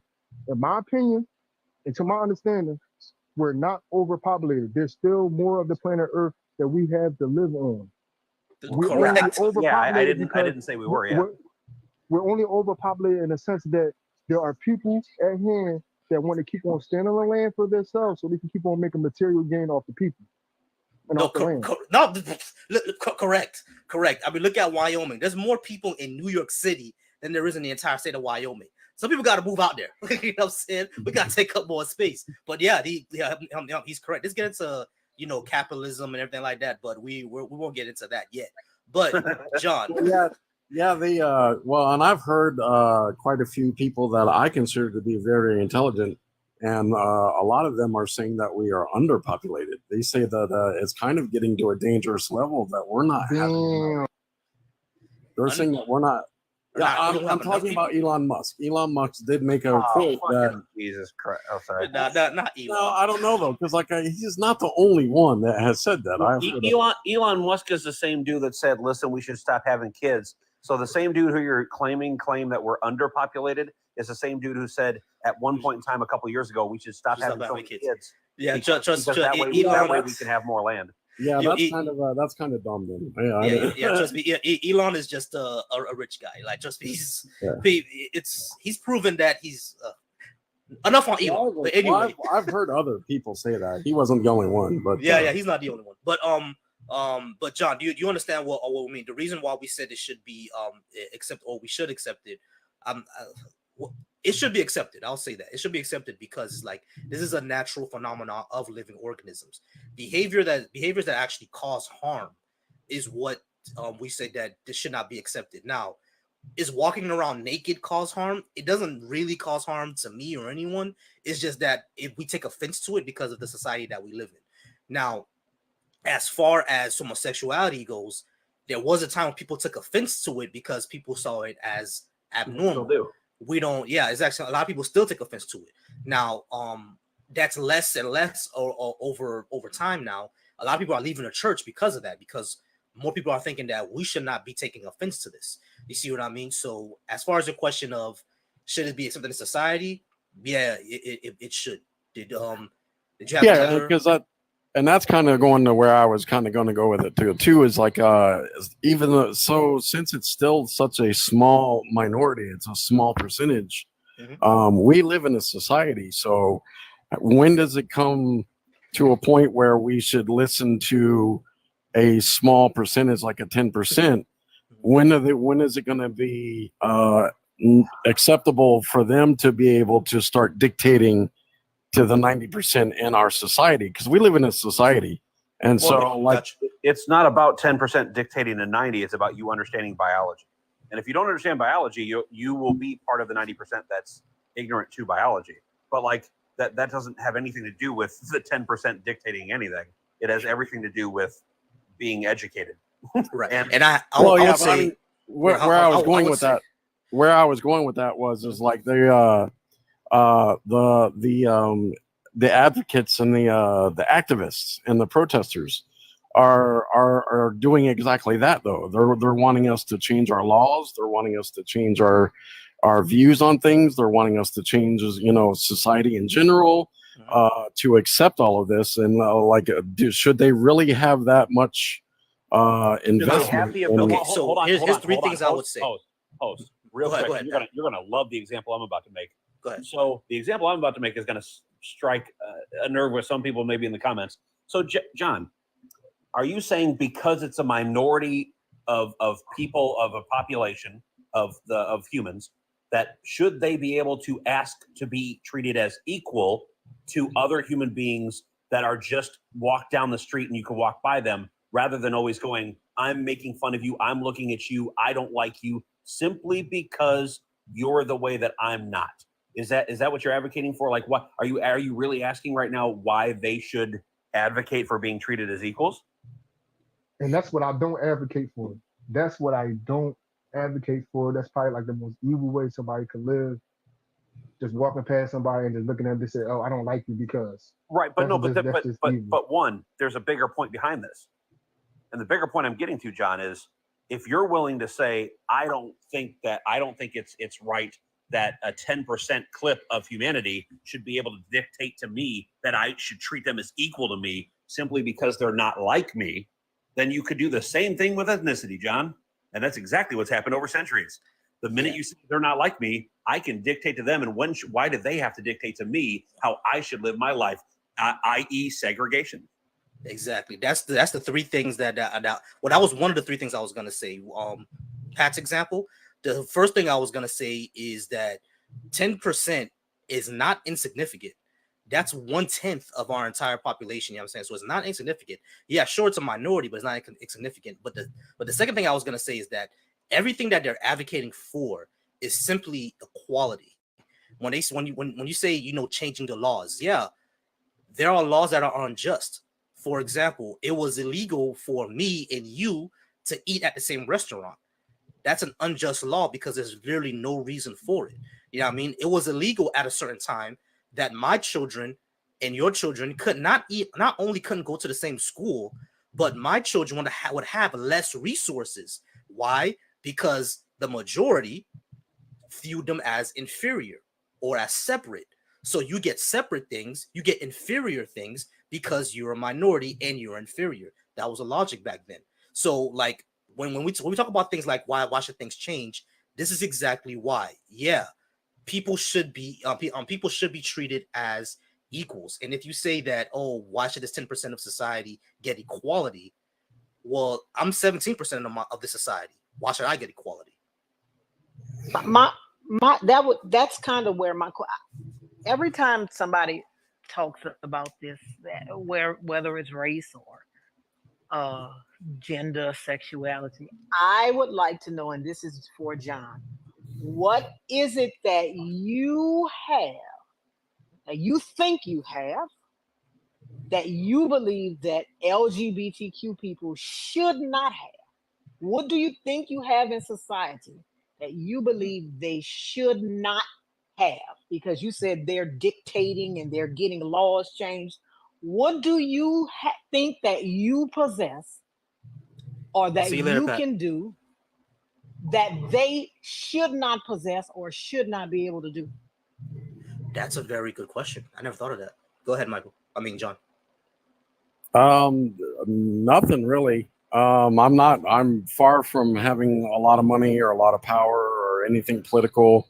I'm just a John from Texas that is a blue collar worker, so I don't really have too much of anything. I mean, I wasn't like, I definitely hear what you guys are saying, and you know, and I am thinking about it. I wasn't trying to come across as, you know, trying to be some kind of an oppressor or anything like that. I just like, one of the things that I have a problem with when somebody, I'm sorry, the live went pause for a second. It scared me. I thought I got banned. Go ahead. I thought I got bananaed. The one thing is like, it's not like it. One of the things that I have a problem with is equality. Like I don't understand. Like I could be totally wrong, and I might be, but I don't believe that there is equality for everybody because everybody's different. Everybody has different skills.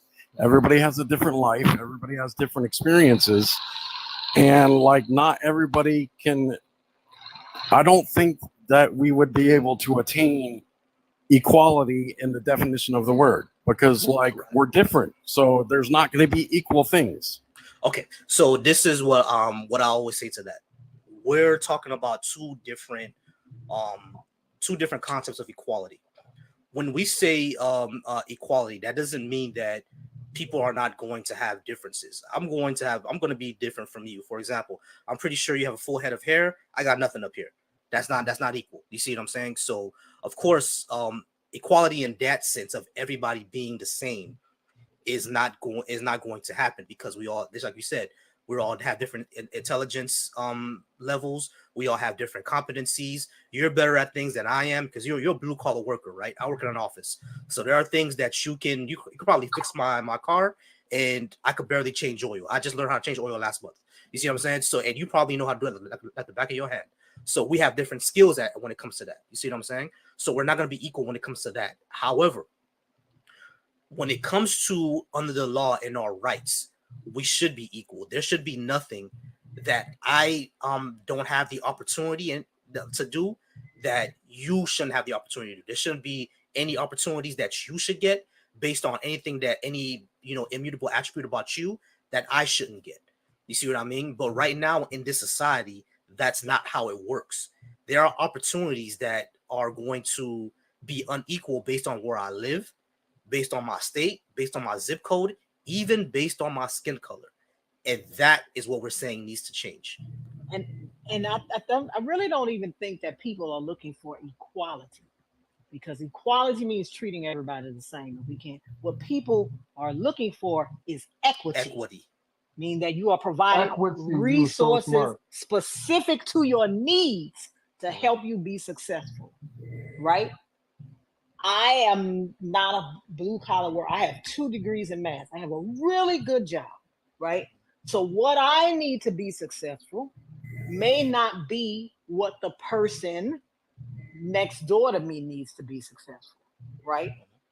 But we shouldn't be denied those resources for success based on our gender, how we look, whether or not we are black, white, like my daddy used to say, blue, green, indigo, or violet. Those attributes should not determine whether or not we get what we need to be successful. And I think that's kind of what people don't, kind of don't understand. It's like, let's say we were at a baseball game, right? Mhm. And you're 6'5" and I'm 5'5", and we're standing behind a fence, right? You can see over the fence. I can't. I don't want to be taller than you. I just want to be able to see over the fence. There we go. I don't necessarily have to be taller than you. I just want to be able to see the game like you can see the game. Right? Exactly. They're not looking to be taller than you. They just want to be able to enjoy the things that you enjoy. And I'll take it even one step further. You're 6'5", and you can see over the fence. I'm 5'5", I can't see over the fence. You can give me a crate, or we can remove the fence. Exactly. You see what I mean? So that's what we're getting at. Yeah, I'm sorry, y'all. what Give me one moment, y'all. I Uh-huh. appreciate everybody being here. We're at 10 people here. We're at 6.6K likes. Please go ahead and like it. Please go ahead and gift the panel if you would like. Please follow me. I do these every Tuesdays and Thursdays, y'all. I appreciate everybody being here. I do love the conversation. I did switch it up because we got into the political sphere. We started off with atheism, but now we're in the political sphere. So if everyone wants to come up and talk about these things, we definitely can. But yeah, I'm sorry I interrupted you, Lords. Go ahead and finish what you were saying. No, and that's really what I'm saying. It's just like being at a game. If we're behind the fence, you got 10 people behind the fence, and only 3 of these people can see. But we both paid the same. We all 10 of us paid the same amount to get in the game, but only 3 of us can see. You either need to raise the other 7 people up so they can see, or remove the fence. And that's the thing. I think, I don't know. I don't even know the problem people have with equality as far as the law goes, right? I don't mean equality in the interactions with people, because of course I'm not going to treat you the same as I would treat my best friend of 40 years, right? But I mean, like, equality with the law, equality with, and I think it all has to kind of do with religion and, the fact that, oh, well, I don't want the LGBTQ people to get married. Well, I don't know why, because marriage is actually a civil ceremony. That's why you can go to the courthouse and get it done. Yeah, license, yeah. And that's why you can't go to church and get divorced. Yo, I never thought of that. That's why you can't go to church and that's why your pastor can't divorce you. Right? Yeah, only it really has nothing to do with the church at all. That's why your church can't divorce you. Exactly. It's a whole civil ceremony. Exactly. So, John Michael, you understand what we're saying? Equality under the law, equity of resources. This is all the LGBTQ community always asks for. You see what I mean? Does that all make sense to you now? It does. Yeah. I mean, like, everything on what everybody's saying is making a lot of sense. One of the things that I'm having a problem with my head with the baseball game analogy would be, though, is like having the equity, or having the equality of like equity and everything. Wouldn't that be like highly based on your personal things? I mean, like say the 5'5" person can't see over the fence. Are they asking the 6'5" guy to help them, or why can't they help themselves? Why can't they go get their own crate to stand on, and then they would be able to see the game? Kind of, you see what I'm saying? Yeah, but I mean, your whole society is based on helping other people, right? Mhm. That's what Well, your whole society is based on. Like the whole everybody's society. That's what it's based on. You Right, don't like do anything yourself, right? yeah, basically all You society is built off of interconnections with everybody else. No one does anything on their own. yeah, you But go the if you a blue collar worker. If you went to work, right? It wouldn't yes, matter how much you got paid if we didn't have banks. You would have 50 checks sitting at home. You wouldn't be able to cash them, yeah, right? exactly. I mean, that is a strictly American thing. That pull yourself up by your own bootstraps thing. But you have to understand how America was founded to know that everybody wasn't given boots, right? And so for you, let's say I had a set of twins, right? This is America to me. Let's say I had a set of twins. They were born 50 years ago, 1974. One of them, I let them stay in my house. I sent them to school. I gave him the best of everything, but the other one, he had to stay in the yard, right? He didn't learn anything. He didn't, but 50 years later, I'm on my deathbed. I go outside and I say, son, I love you. Come into the house. And now you can get everything. How far behind do you think the twin outside would be compared to the twin that I sent to the best schools? And how far behind would he be? And how long do you think it would take him to catch up to the other twin? He's been out there for 50 years, learning nothing, knowing nothing, sleeping outside. But the other one was living the life of Riley, doing everything. How long do you think it would take to catch up to the other twin inside? A yeah, long time. yeah, You quite know? a bit. Yeah. And I can kind of see that. But I mean, like, that's, and I guess that's where like the difference is, and like in some of Americans are different, like it's kind of polarized because there are a lot of Americans. I'm an old person, so I believe in the old ways, and so when you said that we should pull ourselves up by our bootstraps, that's my belief. That's the way I grew up, and I've seen people do it. So if those people can do it, then how come everybody can't? That was my question. Let me give you a story. My dad was born in 1922. He died when he was 90 years old, right? So he was in uh, World War II. I'm black, right? When my father came back from fighting in World War II, he could not get a loan from the VA because he was black. They weren't giving those loans to buy houses for black people. When my dad came back, he had fought in the South Pacific. He was he got drafted. They weren't allowing black people to get VA benefits. They couldn't get the college benefits. They couldn't get the mortgage loans. They couldn't get anything. But they did the same thing that the white people did. They fought in the same war side by side with those people. But when my father came home, we lived in the South. He still had to drink from a segregated water fountain. I mean, everybody was not given boots. You understand? Some people had to make their own boots. My daddy told me a story one time. He was born in 1922. You know, they used to wear hats. He was black. He couldn't go in the store to try on a hat. You just had to buy the hat that you thought was your size. And if it was too big, he would have to stuff newspaper in it. He literally could not go and try. They didn't let black people try on clothes. That's why they had to make their own clothes, because you couldn't go in the store and try them on. Right? Like and so that happened for years. Right? People have been fighting for their rights for years, for centuries.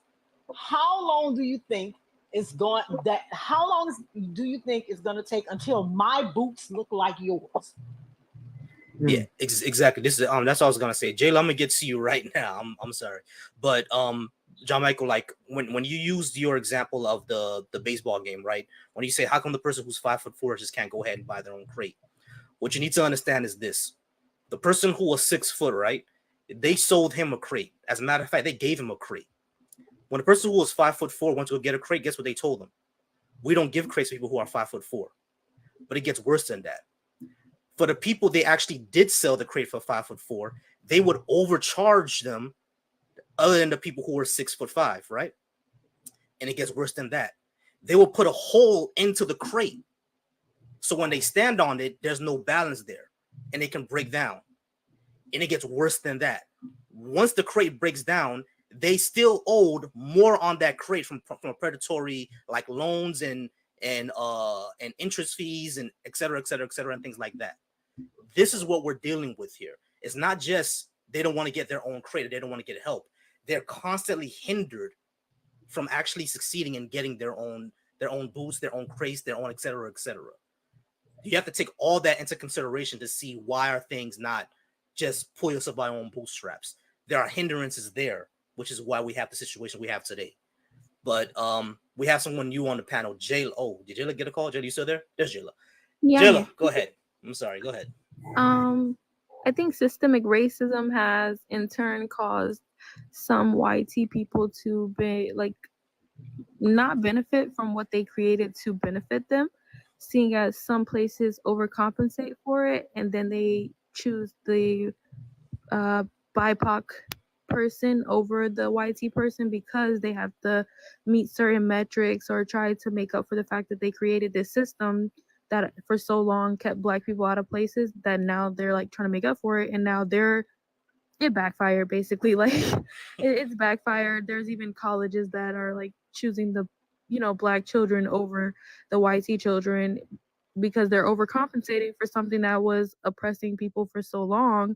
So I mean, it did backfire. I really came up here for the agenda one. Oh, there's no gay agenda one. Well, there is no homo agenda. There's a heteronormative agenda, such as the nuclear family that is being pushed to a lot of children, where women find themselves in situations where they're at their graduation and a man is telling them their life starts where they're having a baby. And it's because the nuclear family is something that YT Republican America is pushing for.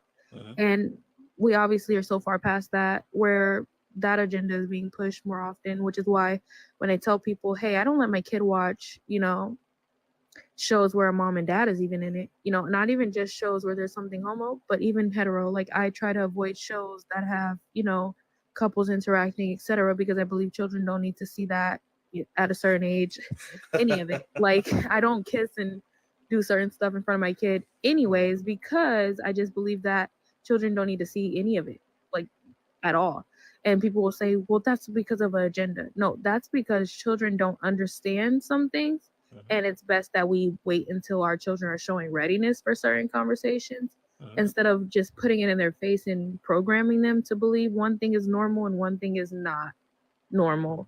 Like if I'm just only showing you the hetero shows, but never any homo situations, now you're being programmed to believe that that's the normal one and that's the one you should strive for, to where children are having situations where they have to come out to their family. Like why your child had to tell you didn't know the whole time? That's weird to me. But I got you. Jayla, I always love how you flip this thing on its head. I always love that. I always love how you flip it. You be like, hey, you're not showing any homo shows. Why are we showing hetero shows? We got to go ahead and not let kids see that. You know what I mean? So I love that. I absolutely love that. Sage, we're gonna get to you next, and then we're gonna go ahead and open up the panel. I do gotta warn y'all, I'm on 10%, so I'm only gonna be here for probably the next let's say 20 minutes, and then we'll go ahead and close out. But Sage, you wanted to go ahead and say something next? Go ahead, brother. Yeah, I wanted to talk about the systemic racism. Sure. Because I was born in Puerto Rico and raised there till I was 9. In 1972, there was a law passed by Congress saying that the SSI program You got a call. You got to go ahead, Sage. Sorry, can you hear me? Yeah, we can hear you. Go ahead. The supplemental security issue, it was SSI. It gave you grants if you were a disability, whatnot, to help you provide with healthcare and to provide you. That is not available to the U.S. colonies, Guam, Samoan Islands, and Puerto Rico. I was unable to get basic health care there because I had Wilson's disease, which is I can't intake copper correctly, and I needed medication for that. It's not that available. It's rare. And that's another form of systemic racism that even as Puerto Rico, someone that gets US citizenship and whatnot is forced with. And that's the sole reason that I moved to the United States with my parents to get that basic health care. And in 2022, I think it was the Supreme Court wanted to vote against it, and they voted against it. And it sucks that people are like, oh, systemic racism is not real, but it is in a lot of places. And Puerto Rico is a prime example of that, as being treated as a second-class citizenship constantly. Like, that's not a right. Right. You know what else is an example of systematic racism? A lot of people don't realize it. Medicare. Because remember, what does Medicare cover? 80%. You ever wondered why they don't cover 100%? Why that 20% is missing? It's because they knew that Black people would benefit from it. And if they could not cover that 20%, more Black people wouldn't pay for that service. Wait, Medicaid? Medicare. Well, oh, the one for older people? Yeah, the one for older people, the federal one. It covers 80%. Then why does Medicaid cover 100? That's crazy. Right? If we're more likely to end up on this, why is Medicaid covering 100% and then Medicare, which older people need, and older people are literally struggling. My dad is 64, having to work a part-time job with his Social Security. Mind you, he worked at a company for my entire life. He worked there from when I was 4 until recently. And he worked for retirement, and now he's having to work part-time because if he doesn't, he won't be able to afford to live. But his Social Security is not enough because he's a quarter short. It's just, that's crazy because that's the system that wants people to work until they unalive. That's what it is. And that's not even Correct me if I'm available in wrong. Puerto Rico. Correct me if I'm wrong. Is Medicaid government assistance welfare related? Yeah, it is. Medicaid is usually ran by on the state level. I think in New York they have Medicaid in New York City, but New York State has Medicaid. New Jersey has Medicaid. Medicaid basically is how Medicaid works. Medicaid is a state level. Medicare is the federal level, meaning that the federal government runs it, and Medicaid is your state government. They're the ones who control everything. And it works differently for different states. For example, I live in Florida, right? So Medicaid down here, basically you have to be over 65, be disabled, be under 21, or be a pregnant woman. If you're not any of those 3 or 4 categories, you get no Medicaid at all, none. So like me, right, I'm in my 30s. So if I didn't have health care through my job and I got sick and went to the hospital, I got to pay out of pocket. I don't qualify for Medicaid at all. You see what I'm saying? So it's like that's how it works here in Florida. In other states, it's different. In other states, everybody gets it. In some states, there's restrictions, but Medicaid is run by the state. That's why it's like it's hard. That's why Medicaid it's hard to get in a lot of states, and Medicare, it doesn't cover everything. So our entire healthcare system is crap and shit, which is why I believe in universal healthcare. But what universal healthcare? Do you mean free healthcare for everybody? Yeah. Do you understand the problem in that though? Taxes. Well, not even just that. So women in let's go with Australia, right? I know a woman in Australia currently. We do speak because we were a part of the same community. We got pregnant around the same time, but she ended up having her baby already. They get put in a room with multiple people and they don't get the same care, like the luxury I get in America when I deliver a baby, where I get this nice room and a nice meal and sometimes a cake. They don't get that because it's for everybody. You know what I'm saying? Like there are certain luxuries that come with the healthcare that we do have in America. Right. But what I understand that's how it is in Australia. why isn't when places like Norway and Switzerland and France who also have universal healthcare, it doesn't work They that don't way? have that problem. Probably population also, but then even women in the United Kingdom, like in other parts of the United Kingdom, they talk about, you know, a terrible experience in the hospital as well when they deliver babies. I'm a part of the TTC, which is Trying to Conceive community. Mhm. And so a lot of the women I run into are in other countries or like, Mhm. you know, different parts of the world where they're having babies. And I'm just like hearing their experience like directly. There's no source for that. It's just like direct, you know, talking to Direct. women and hearing what they're going through. And I'm like, Mhm. you know, some people beg for free healthcare, and some countries, yeah, they have nice free healthcare, but some countries don't have nice free healthcare. So Right, where I understand it that. like people are suffering in the healthcare because the services are not, you know, Are not on par. Yeah, yeah, I'm type shit. I got you. I understand. Yeah, just sort of, just yeah, type shit. But I love women lingo. Yeah, y'all lingo is fire. I love lingo. But women's lingo is fire. They be like, you thought you ate? I'm like, damn, that was a I'd be good like, clock it, clock it. clock it. I'll be like, damn, they be coming up with some dang gangsta ass shit, bro. Like women gotta catch up on their lingo, bro. Like, bro. But nah, I do feel that, right? Because a lot of I think it needs to work by we need to look at country by country what works for some countries and what doesn't. Well, I think what a lot of people are afraid of in the United States is because a lot of our healthcare system, they already treat certain people like shit. Like for example, black women. Um, would black women actually benefit from universal health care? We may benefit, black women may benefit from universal health care monetarily because they don't have to pay out of pocket anymore. But does that change the treatment that they would receive We not from these benefiting right hospitals? now. Not benefit, exactly, not benefit I right got now. removed from So, a CAT scan for exactly. a YT man because supposedly he had a stroke, and he was talking to the doctor when they took me off the machine mid scan to Yeah, bring him in. He was talking to the doctor, and I'm like, my dad had a stroke. I don't know people to talk through a stroke. Maybe after, but yeah, exactly. So those are the concerns right there. Like I completely understand those concerns. So it's not like universal health care is a big fix, but what it would fix is the monetary part. Like I think it will save a lot of lives because like a lot of people don't go to the hospital or don't get treatment just because they can't afford it. You see what I'm saying? And you get a lot of people who don't do preventative care simply because they can't afford it. You see what I'm saying? So at least that financial part will be taken care of. You have more people doing preventative care, more people going to the hospital, more people getting checkups. We'll get a lot more people, you know, checking up and catching things like pancreatic cancer way faster and save more lives on the road. But Volsy, can I as far respond as to this comment?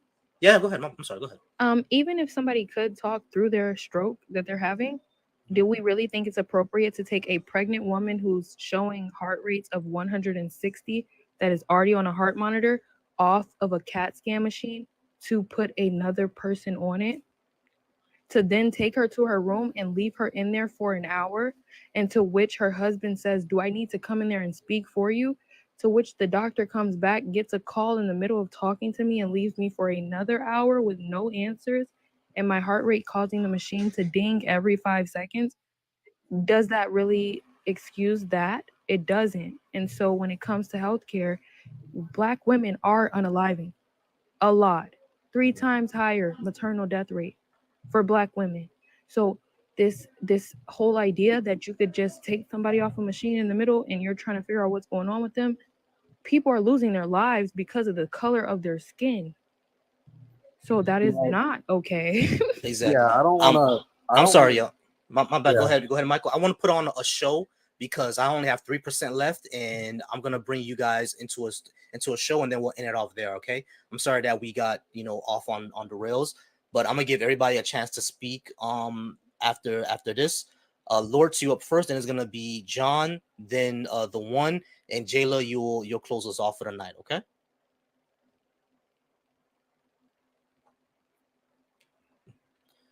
Go ahead, Lords. I think when we talk about this equity and equality and healthcare, we really have to talk about a lot of things. The reason why the UK's NHS is so bad now is because they've been constantly underfunding their healthcare system. But that a lot of that is also because of wage stagnation, right? if you have universal health care that depends on the taxes of the people making the money, and you're not paying them enough money to take these taxes out, then that means you're going to underfund your health care. But I think that's kind of what's going on everywhere, maybe besides in places like Norway, Sweden, Korea even. But we gotta do a little better with this wages, with healthcare, with. Thank you, Lords. Michael, go ahead. Yeah, I mean, like I can understand a lot of that too, but when it comes to like the universal, like anything, the money has to come from somewhere. And like when it comes to, I have had personal experiences where I've known people that live in in Sweden and in Finland and stuff like that, in the Nordic countries. And there's a reason why a lot of them are coming over to the United States when they have to see a specialist or whenever they need a specialized treatment. And that's because the United States, the way our healthcare system is set up, we are like top when it comes to our technology and our medication system. We're the top when we have like a special. Sorry about that, Michael. One, go ahead. It's crazy that y'all brought up the universal health care, because just the other night I just found out this fact right here. America doesn't care for its people in the country, healthcare wise, because we eat total BS.